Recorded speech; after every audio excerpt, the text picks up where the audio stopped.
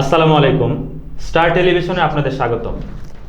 রাত পোহালেই ত্রয়োদশ জাতীয় সংসদ নির্বাচনের আমেজ, বর্তমান পরিস্থিতি কি, তাই নিয়ে আমাদের আজকের আয়োজন।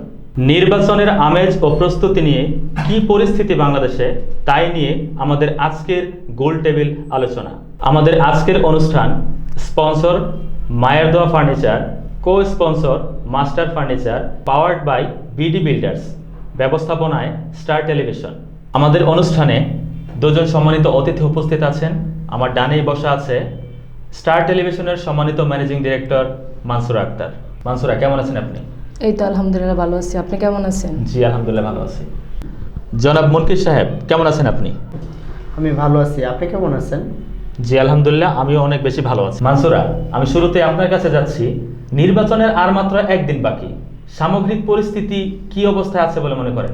সামগ্রিক পরিস্থিতি সম্পূর্ণ। আমি চলে যাচ্ছি আমাদের আজকের অতিথি জনাব মুনকির সাহেবের কাছে।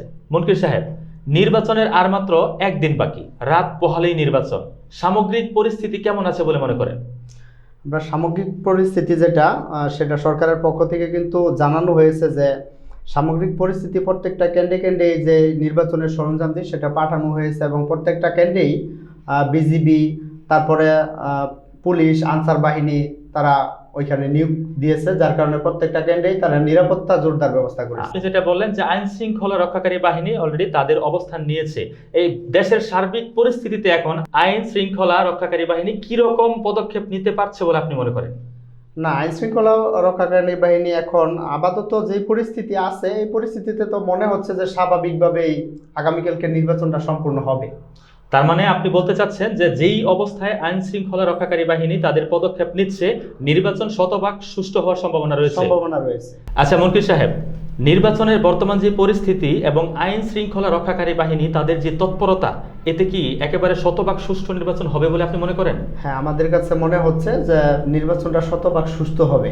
তাহলে সেই সূত্র ধরে আমি যদি মানসুরা আপনাকে যদি জিজ্ঞেস করি, নির্বাচনের ঠিক আগ মুহূর্তে অর্থাৎ গতকাল থেকেই ঢাকা থেকে মানুষ তাদের গ্রামের বাড়িতে চলে যাচ্ছে তাদের ভোটাধিকার প্রয়োগ করার জন্য, এই যে একটা উৎসব মুখর পরিবেশ, এই পরিবেশটা কি আপনি আপনার গ্রামেও দেখতে পাচ্ছেন? এই মুহূর্তে মানুষ গ্রামে চলে যাচ্ছে ভোট দেওয়ার জন্য। খুবই খুশি মনে সবাই যাচ্ছে, ঈদি ভাব হচ্ছে। আমি প্রত্যেকেরই দেখতেছি যে যাচ্ছে যে এই ভোটটা তারা এই ঈদের মতো যে আনন্দময় করার জন্য, দেওয়ার জন্য। তার মানে হচ্ছে প্রত্যেকটা ভোট কেন্দ্রেই তাদের নিজেদের পছন্দের প্রার্থীকে ভোট দেওয়ার জন্য যে একটা উৎসুক জনতা একেবারে উৎসব মুখর পরিবেশে মানে তারা অবস্থান করতেছে তাদের ভোট দেওয়ার জন্য। আপনাকে ধন্যবাদ মুনকির সাহেব। আচ্ছা, বর্তমানে যে উৎসব মুখর পরিবেশে মানে সকল ভোটার বৃন্দ সবাই কিন্তু উৎসুক হয়ে বসে আছে, উৎসব মুখর পরিবেশে তারা তাদেরকে ভোটাধিকার প্রয়োগ করার মাধ্যমে তাদের পছন্দের প্রার্থীকে ভোট দেওয়ার জন্য। কিন্তু এই পরিবেশের মধ্যে আপনি কি কোথাও এরকম পেয়েছেন যে কোনো বিশৃঙ্খলা সৃষ্টি হয়েছে? হ্যাঁ, সারা বাংলাদেশের কোনো জায়গায় তো এই বিশৃঙ্খলা, যেমন গতকালকে এনসিপির কেন্দ্রীয় নেতা সার্জিস আলমের গাড়ি বহরে হামলা হয়েছে। তারপরে এরকম টুকটাক ঘটনা তো গ্রাম অঞ্চলে ঘটতেই আছে। তো যাই সার্বিক পরিস্থিতি মিলে আমরা প্রশাসনের কাছে এইটুকু দাবি রাখবো যাতে আগামীকালকে নির্বাচন তারা আমাদেরকে সুষ্ঠুভাবে উপহার দেয়। এই সুষ্ঠু নির্বাচনের জন্য মানসুরা আপনার কাছে চলে যাচ্ছি। এই সুষ্ঠু নির্বাচনের জন্য আপনার নিজের যে গ্রামের বাড়ি আছে আমাদের গাজীপুর 5 আসনের কালীগঞ্জ উপজেলায় যেই প্রার্থীরা আছেন তাদের মধ্যে 3 জন প্রার্থী খুব হেভি ওয়েট প্রার্থী, আপনি জানেন। তাদের যেই ভোটারগণ আছে, তাদের যে সমর্থক আছে, আপনি কি তাদের মধ্যে কোনো দ্বিধা দ্বন্দ্ব, কোনো ধরনের এরকম বিশৃঙ্খলা শুনতে পেরেছেন বা দেখতে পেরেছেন? না, এরকম দ্বিধা দ্বন্দ্ব বিশৃঙ্খলা দেখতেও পাই নাই, আবার শুনতেও পাই নাই। মানসুরা, আপনার কথা রেশ ধরে আমি যদি মুনকির সাহেব আপনাকে যদি জিজ্ঞেস করি, মানসুরা তো আমাদেরকে কালীগঞ্জের অবস্থাটা বললো, আপনিও যদি চিন্তা করেন কালীগঞ্জের যতগুলো ভোট কেন্দ্র আছে আপনি যতটুকু তথ্য পেয়েছেন, এই ভোট কেন্দ্রের অবস্থাগুলো এখন কিরকম আছে? কালীগঞ্জের ভোট কেন্দ্রে যারা আমাদের যে কালীগঞ্জের প্রার্থী এর মধ্যে মূলত যে 3 জোট হেভিওয়েট প্রার্থী আছে, জামাত, বিএনপি এবং জনতার দলের যে হেভিওয়েট প্রার্থী আছে, তো তাদের মধ্যে আমি এখনো পর্যন্ত এরকম কোন দল পাই নাই যে তারা সংঘর্ষে জড়াইছে।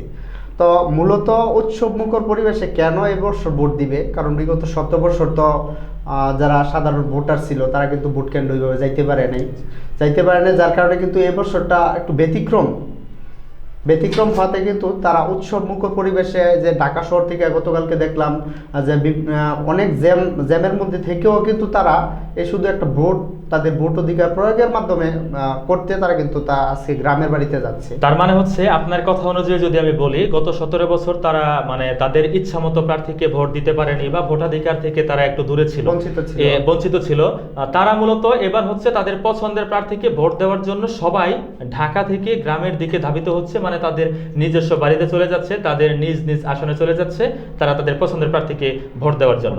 আচ্ছা মানসুরা, আমি যদি আপনার কাছে চলে আসি,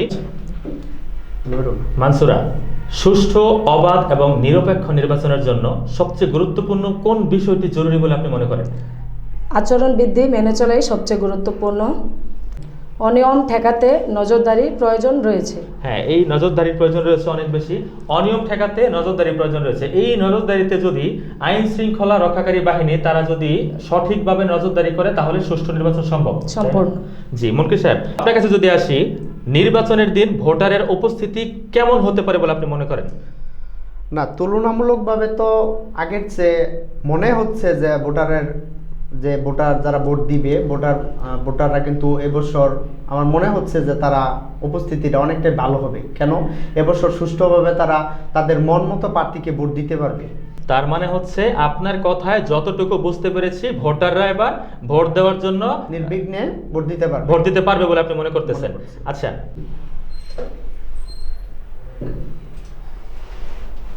মানসুরা, নির্বাচনের এই আগ মুহূর্তে রাজনৈতিক পরিবেশ আপনি কেমন দেখছেন? পরিবেশ এখন শান্ত রয়েছে। পরিবেশ এখন সম্পূর্ণ শান্ত রয়েছে।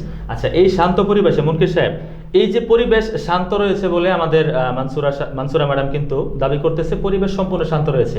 আপনার কাছে কি মনে হয় ভোটারদের ভিতরে কোনো ভয় বা ভীতি কাজ করতেছে? এবছর ভোটারদের মধ্যে তেমন কোনো ভয়ভীতি কাজ নাই বলে আমার মনে হয়। তবে কোনো জায়গায় তো একটু নির্বিচ্ছিন্ন ঘটনা সেটা ঘটেই থাকে। ওই অঞ্চলে যেগুলা রেড জোনে রয়েছে, যে অঞ্চলগুলা যেটা ইসি নির্বাচন কমিশনার কর্তৃক ঘোষিত রেড জোন, ওই অঞ্চলে হয়তো কোনো ঘটনা হতেও পারে, কিন্তু সার্বিক বিবেচনায় মনে হচ্ছে না যে তেমন কোনো ঘটনা হবে। আপনি আপনার এলাকার কথা যদি বলেন, গাজীপুর 5 আসনের কালীগঞ্জ উপজেলায় কি এরকম কোনো সমস্যা আছে যে ভোটারদের মনে কোনো ভয় বা ভীতি কাজ করতেছে ভোট কেন্দ্রে যেতে? কালীগঞ্জ যে 5 আসন আছে ওইটাতে ঘুরে ঘুরে যতগুলা কেন্দ্রে আছে, প্রত্যেকটা কেন্দ্রে আমি খবর নিয়ে জানতে পেরেছি যে আসলে ওইভাবে তাদের মধ্যে কোনো ধরনের ভয় বা আতঙ্ক নেই। তার মানে হচ্ছে কালীগঞ্জ উপজেলায়, গাজীপুর 5 আসনে কালীগঞ্জ উপজেলায় ভোটারদের মনে তেমন কোনো ভয় ভীতি কাজ করতেছে না, যতটুকু তথ্য আপনার কাছে আছে। এই কথাটাই যদি মানসুরা আপনার কাছে যদি আসি, যারা নারী ভোটার আছে, যারা নারী ভোটার অথবা যারা একটা নতুন ভোটার হয়েছে, তাদের মনের অবস্থা কি বলে আপনি মনে করতেছেন? যারা নারী ভোটার, কিশোরী থেকে নতুন ভোটার হয়েছে, আমি মনে করি তারাও চাচ্ছে যে সুন্দর মতন ভোটটা দেখ। মানসুরা, সহিংসতার কোনো আশঙ্কা কি আপনার কাছে এরকম মুহূর্তে চোখে ধরা পড়ছে? আশঙ্কা এই মুহূর্তে নেই। প্রশাসন সর্বোচ্চ সতর্ক রয়েছে। আচ্ছা, এই কথাটা রেস ধরে যদি মুনকির সাহেব আপনার কাছে আসি, আপনার কাছে আমার প্রশ্ন হচ্ছে, যেই এলাকায় নির্বাচনী কেন্দ্রে রেড জোন আছে তাদের জন্য বাড়তি নিরাপত্তা হিসেবে কি কি করা যেতে পারে? প্রথমত হচ্ছে প্রত্যেকটা উপজেলায় যে ইউনিয়ন আছে এবং পুলিশ কর্মকর্তা আছে, ওসি মহোদয় আছে, তাদেরকে নিয়ে কিন্তু একটা মনিটরিং সেল গঠন করা হয়েছে। এটা আপনি জানেন হয়তো বিষয়টা। এবং যদি কোনো রেড জোন কেন্দ্রের মধ্যে এরকম সহিংসতা হওয়ার আশঙ্কা থাকে, তখন কিন্তু ওইখান থেকে যে প্রিজাইডিং অফিসার আছে তারা কিন্তু সরাসরি তাদের নাম্বার দেওয়া আছে, যারা এই যে মনিটরিং সেলে আছে তারা কিন্তু ওইখানে মনিটরিং সেলে যারা কর্মরত আছে তাদের সাথে যোগাযোগ করলে তারা কিন্তু তৎক্ষণাৎ ওই ব্যবস্থাটা নেবে। আচ্ছা, আমার আরেকটা প্রশ্ন হচ্ছে, ইলেকশন কমিশনার থেকে মোবাইল ফোন কেন্দ্রে নিয়ে যাওয়ার যে বিধি নিষেধাজ্ঞা ছিল, এটা আপনার কাছে কতটুকু যৌক্তিক মনে হয়? মোবাইল ফোনের বিষয়টা হচ্ছে, ওটা তো আগে প্রথমত তারা একটা প্রজ্ঞাপন জারি করছিল যে 400 মিটারের মধ্যে ভোটার এবং সাংবাদিক কেউ নিতে পারবে না, শুধু প্রিজাইডিং অফিসার এবং যারা ওইখানে কর্মরত আছে তারাই নিতে পারবে। তো এটা নিয়ে সাংবাদিকরা ইসি যে সচিব আছে তা ওনার কাছে প্রশ্ন করা হয়েছিল এবং ওনার কাছে জানানোর পরে কিন্তু ওনারা এই প্রজ্ঞাপনটা বাতিল করে আবার নতুন প্রজ্ঞাপন জারি করছে যে সাধারণ ভোটার যারা আছে তারাও ওই কেন্দ্রের মধ্যে মোবাইল নিতে পারবে এবং সাংবাদিকরাও নিতে পারবে।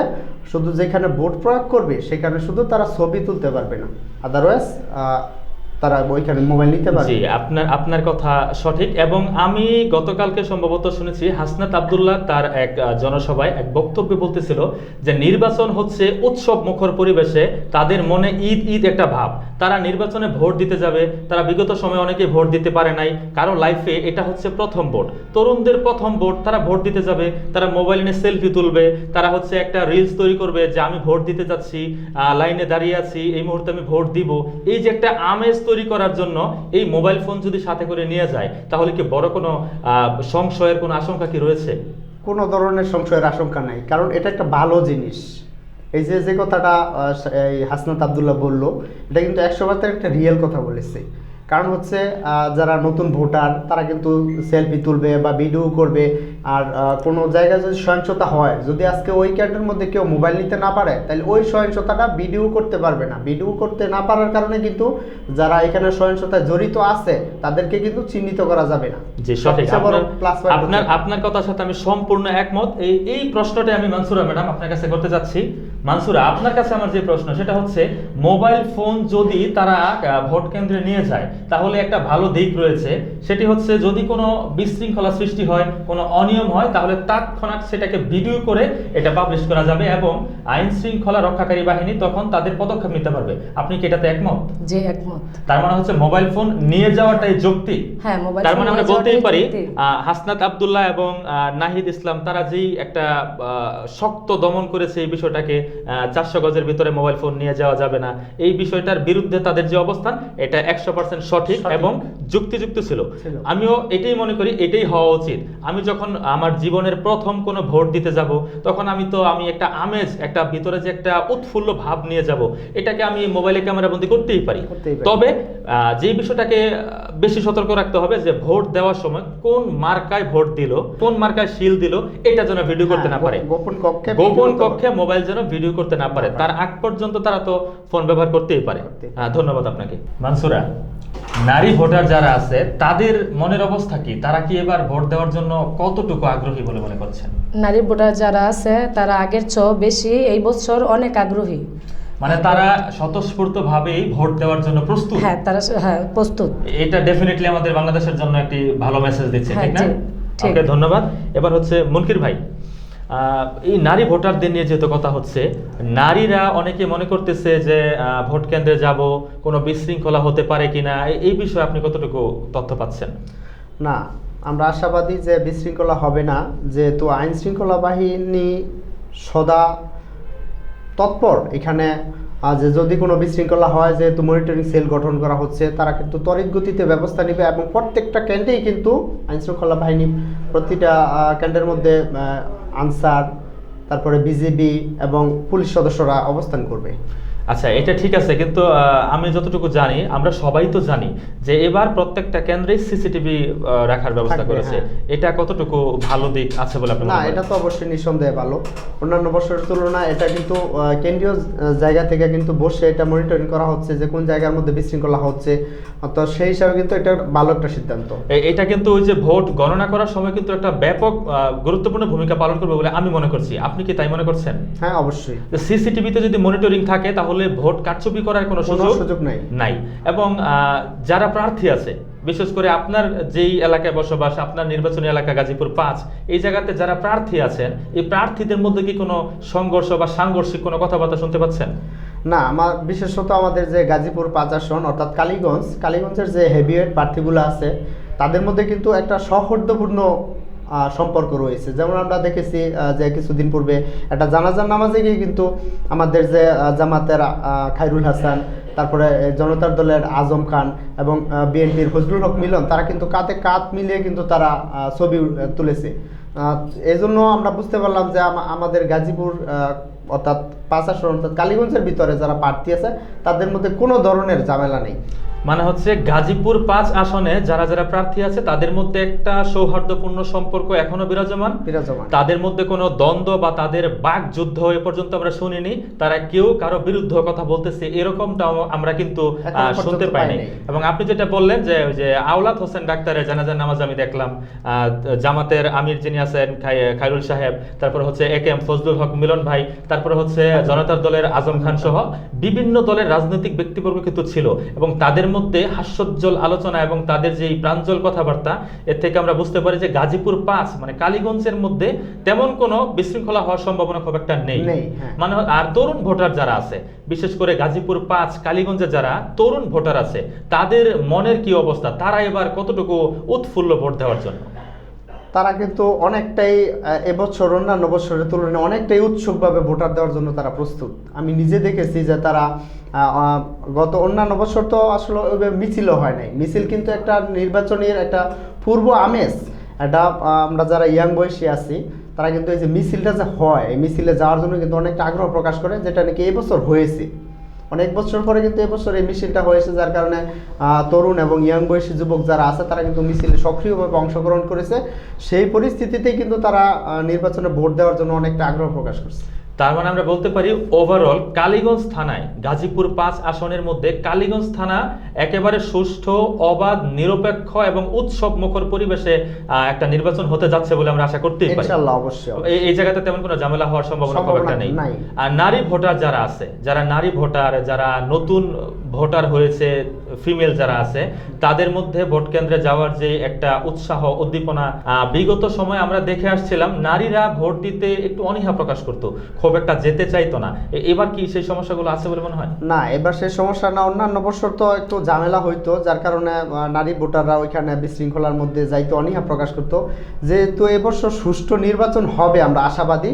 তো এবছর কিন্তু নারী ভোটাররাও, আমি ঘুরে ঘুরে দেখেছি যে এবছর কিন্তু নারী ভোটাররাও ভোট দেওয়ার জন্য অনেকটাই আগ্রহ। তার মানে হচ্ছে নারী পুরুষ যারা নতুন ভোটার, তরুণ ভোটার, তারা প্রত্যেকেই তাদের পছন্দের প্রার্থীকে ভোট দেওয়ার জন্য প্রস্তুত আছে, এবং তাদের মধ্যে কোনো আশঙ্কা নেই যে তারা কোনো সমস্যা হবে, বিশৃঙ্খলা হবে, এরকম কোনো সমস্যা কিন্তু নেই আমাদের কালীগঞ্জে বিশেষ করে। তাহলে মানসুরা, কালীগঞ্জের বর্তমান যে পরিস্থিতি, এত করে আমরা বলতেই পারি সারা বাংলাদেশেই একেবারে উৎসব মুখর পরিবেশে আনন্দের সাথেই ভোট হবে, এবং কালীগঞ্জে আমরা বলতেই পারি অনেক ভালো একটা ভোট আমরা অনেক ভালো একটা ভোট আমরা আশা করি। সেই ক্ষেত্রে সাংবাদিক যারা আছে কালীগঞ্জের, বিশেষ করে সারা বাংলাদেশে যারা জার্নালিজম করে, যারা সাংবাদিক, তাদের কতটুকু ভূমিকা আছে বলে আপনি মনে করেন? সাংবাদিক যতটুকু আমি জানি তাদের তো একটা দায়িত্ব আছে, যেহেতু দায়িত্ববান সাংবাদিক যারা প্রত্যেকটাই দায়িত্ববান ব্যক্তি, তো আশা করি তারও ভূমিকা অনেকটাই ভালো পদক্ষেপ নিছে, যে না এখানে কোনো ঝামেলা, কোনো ঝুঁকিপূর্ণ কোনো কাজগুলো যাতে না হয়, সেটা সাংবাদিকরা এখতিয়ারভাবে আলাদাভাবে এটা দেখবে। মানসুরা, আপনার কাছে আমার আজকের শেষ প্রশ্ন, যারা সাংবাদিকতার দায়িত্ব পালন করতেছে, নির্বাচনের দিন আইন শৃঙ্খলা রক্ষাকারী বাহিনী এবং সাংবাদিক যারা আছে তাদের মধ্যে একটা সৌহার্দ্যপূর্ণ আচরণ আমরা আশা করতেই পারি, সাংবাদিকদের নিরাপত্তার বিষয়ে আপনি কতটুকু জোর দাবি জানাবেন? সাংবাদিকদের শতভাগ নিরাপত্তা দেওয়া উচিত। সাংবাদিকদের সাথে আইন শৃঙ্খলা রক্ষাকারী বাহিনীদের একটা বিচ্ছিন্ন ঘটনা ঘটে গেছে, এইরকম ঘটনা কি আমরা আশা করি? না, এরকম কোনো ঘটনা আমরা আশা করি না। আপনাকে অনেক অনেক ধন্যবাদ। আমি চলে যাচ্ছি মনকির সাহেব আপনার কাছে। এই যে সাংবাদিকদের যে নিরাপত্তার একটা বিষয়, এই সাংবাদিকদের নিরাপত্তা কতটুকু প্রয়োজন? যেহেতু সাংবাদিকটা হচ্ছে সমাজের চতুর্থ স্তম্ভ, এটা কিন্তু সবাই জানে। আর বিগত আমল থেকে কিন্তু সাংবাদিকদের অন্যরকম একটা নিরাপত্তা দেওয়া হচ্ছে, কিন্তু আমি বর্তমান সরকারের, তত্ত্বাবধায়ক সরকারের কাছে আমি জোর দাবি জানাচ্ছি সাংবাদিকদের নিরাপত্তা নিয়ে, এবং ফিউচারে যারা দেশ পরিচালনা করবে তাদের কাছে আমার একটাই বাণী, যে সাংবাদিকদের নিরাপত্তা নিয়ে যাতে তারা শতভাগ নিশ্চিতভাবে কাজ করে, এটাই আমার দাবি। ডেফিনেটলি সাংবাদিকদের নিরাপত্তাটা শতভাগ নিশ্চিত করতে হবে, কেননা এই সাংবাদিকরাই কিন্তু সত্য প্রচার করে পুরো দেশব্যাপী, সারা দেশে সকল তথ্য কিন্তু তারাই পাবলিশ করতেছে, যেটা সারা দেশের মানুষ দেখতেছে। তার মানে হচ্ছে এই নির্বাচনকে কেন্দ্র করেও যদি সাংবাদিক এবং আইন শৃঙ্খলা রক্ষাকারী বাহিনীদের মধ্যে কোনো ধরনের বিচ্ছিন্ন ঘটনা ঘটে, তাহলে এটা কিন্তু নির্বাচনে একটা ইফেক্ট পড়তে পারে, কি বলেন? 100% ইফেক্ট পড়ে। তবে আশাবাদী যে আইন শৃঙ্খলা বাহিনী এবং সাংবাদিকদের মধ্যে কোনো ধরনের সংঘর্ষ হবে না। এই জন্যই যে যদি হয় তাহলে কোনো দলের প্রার্থীর সাথে হয়তো হতে পারে, যে সাংবাদিকরা যখন সত্য প্রকাশে তারা নিউজ করতে যাবে, তখন তাদের সাথে হয়তো একটা সম্পর্ক ঝামেলা হতে পারে, কিন্তু আইন শৃঙ্খলা বাহিনীর সাথে হওয়ার কথা না। আমরাও সেটাই চাই। আমাদের বাংলাদেশের যে ত্রয়োদশ জাতীয় সংসদ নির্বাচন হতে যাচ্ছে আগামীকালকে, অর্থাৎ রাত পোহালেই যে নির্বাচন, এই নির্বাচনে সাংবাদিক, আইন শৃঙ্খলা রক্ষাকারী বাহিনী, যারা ভোট গ্রহণের দায়িত্ব পালন করবে, যারা ভোটার আছেন এবং যারা নির্বাচনের প্রার্থী, যারা নাকি তাদের দলের বিভিন্ন মনোনীত প্রার্থী আছে, তাদের মধ্যে একটা সৌহার্দ্যপূর্ণ সম্পর্ক থাক এবং উৎসব মুখর পরিবেশে আমাদের নির্বাচনটা সম্পন্ন হোক এবং আমরা একটা ভালো ফলাফল পাই। তাহলেই আমাদের আগামীর বাংলাদেশ অনেক বেশি সুন্দর হবে বলে আমি মনে করি। আপনাদেরকে অনেক অনেক ধন্যবাদ আমাদের আজকের এই অনুষ্ঠানে আসার জন্য। দর্শক, আজকের মতো আমাদের অনুষ্ঠানের এখানেই সমাপ্তি ঘোষণা করছি। আমাদের পরবর্তী পর্বগুলো দেখার জন্য চোখ রাখুন স্টার টেলিভিশনে। প্রযোজনায় খালিদ কাউসার। সময়ের সাথে ন্যায়ের পথে স্টার টেলিভিশন আছে আপনাদের সাথে। সবাই ভালো থাকুন, সুস্থ থাকুন। আসসালামু আলাইকুম ওয়া রাহমাতুল্লাহি ওয়া বারাকাতুহু।